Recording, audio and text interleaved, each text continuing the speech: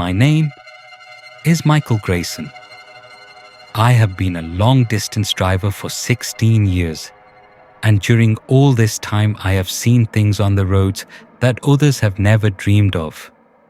Dust storms, accidents involving several trucks, animals running out onto the track at night. I witnessed fights at gas stations, forest fires.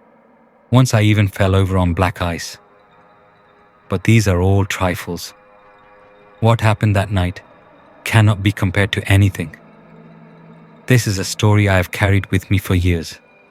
And every night, when I close my eyes, the forest still breathes on my back. It was the middle of October. I was hauling auto parts from Ohio to Idaho. A long, boring way, almost 3 days' journey. All long-distance drivers know that it is better not to leave the usual routes at night. But that time I was exhausted. I wanted to shorten the route by at least an hour. I entered the nearest alternative road into the navigator. He offered me a little-known, but much shorter trail through Millstone woodland. I should have been careful, but I wasn't. Lord, if I only knew. As I turned off the main road, it started to drizzle. The night was dark, moonless, and the headlights illuminated only a long corridor of trees on the sides. The road became narrower, older, as if it had not been touched by wheels for decades. But the navigator stubbornly insisted, "Keep moving, 19 minutes left." God bless him. Half an hour later, I realized that I had made a mistake. Asphalt disappeared, replaced by earth.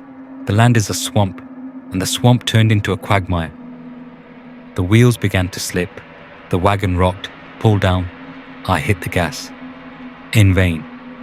A little more, and the 25-ton trailer sat in the mud so firmly that it seemed the earth itself grabbed it and would not let go. I turned off the engine, looked at the time. It was 2:03 in the morning. Silence. So deaf, so abnormal, that I immediately felt something was wrong. I got out of the cabin with a flashlight. The ground crunched underfoot. The fog lay low, almost knee-deep. And suddenly someone spoke from behind. "It's a bad night to stay here, son." I shuddered. Grandfather stood behind. Rough clothes, an old hat, a thin face with a grey beard. He was smiling, but that smile was wrong. Too wide, too tense. "I like to walk through the woods at night," he said. "I hunt foxes, sometimes coyotes. Why are you stuck here?" I sighed nervously. "The truck got stuck in the swamp. Maybe you know how to get it out?" My grandfather raised his head and looked at me. His eyes did not reflect the light of the lantern. "Nothing will help you?" he said. "What?" I asked again. I pointed the flashlight at him, and at the same moment I saw he had no shadow. The light fell on him, illuminating the ground, but there was no shadow. He stood in the void, as if in another world. Grandfather stepped forward sharply and grabbed the chain around my neck, trying to tear off the cross. His fingers were as cold as ice and longer than a normal human's, as if the bones were sticking through the skin. "Give it back," he hissed. Muscle memory kicked in before fear. Years of boxing in the South took their toll. I slapped his hand away sharply. Grandfather fell into the swamp, but he fell strangely, as if it weighed nothing. He hissed as he stood up. The wind picked up as if someone had turned on a giant fan. The branches overhead crackled. The fog suddenly spiraled. "You shouldn't have come here," he said in a different voice. Not human. Deaf, emotionless. And I saw. His face began to change. The old skin slipped off like a mask. Then I ran. I jumped into the cabin, locked the door. He tried to start the truck with trembling hands, but the engine just choked. A howl came from the forest. Squeak, barking, tearing of metal. I heard something big and strong scratch the trailer. Then, a blow. The cabin shuddered. The blow is even stronger. And then, one of the creatures climbed right onto the hood. She was thin as a skeleton, but so long that her legs hung down at her sides. The eyes are two burning yellow coals. The muzzle is like that of a wolf, only twice as wide. She hit her forehead with her paw. The glass cracked. The second blow, the glass went in a cobweb. The third, and it flew apart. Shards fell in my face. The creature jumped inside. I screamed, grabbed the knife that was lying at my side and drove it right under his ribs. It roared so that the air shuddered, and I pushed it back with my body, just through the broken windshield. It fell to the ground, but immediately began to rise. I didn't wait. I jumped out of the cab and rushed into the forest. I ran like never before.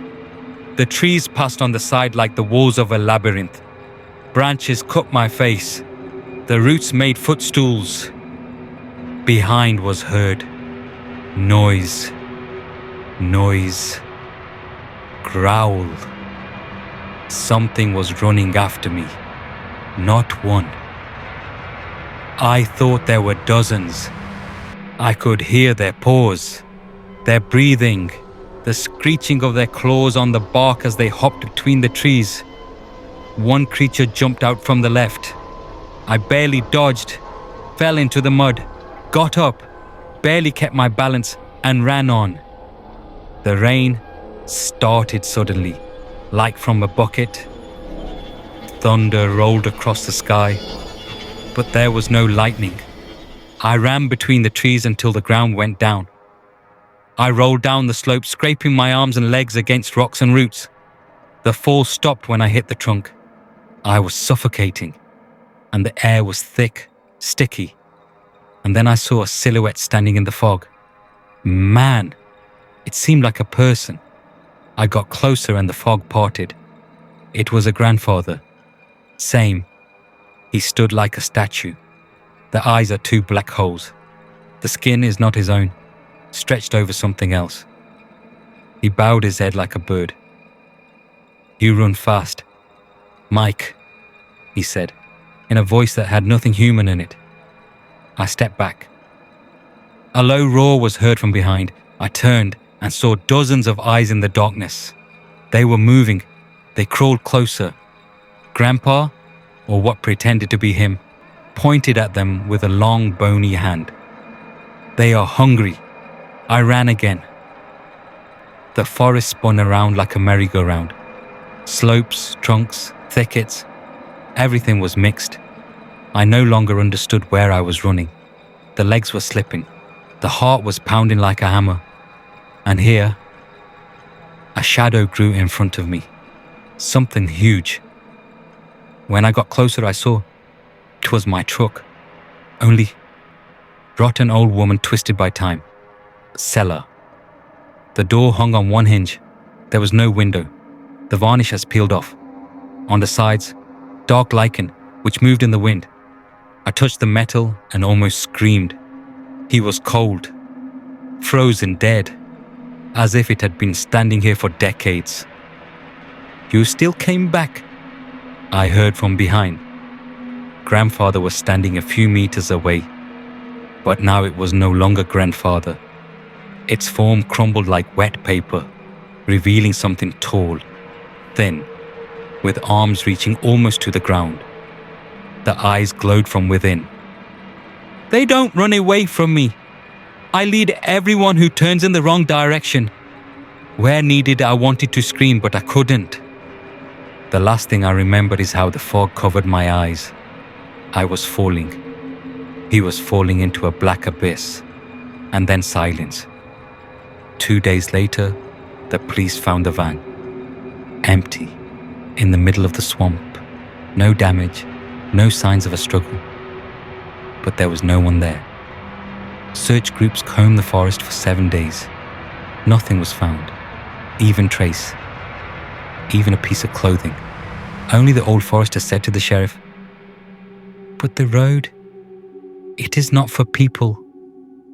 Those who turn there at night do not return." And he added, averting his eyes, "The forest takes those who came by themselves. Sometimes when someone drives through that area, people swear they hear footsteps in the woods. What they see in the fog is a figure in a long-distance jacket standing between the trees. And they hear a whisper, 'There is no way back. I was not found, and they won't find it, because I'm still there, in that forest, where the road does not lead forward and nowhere.'"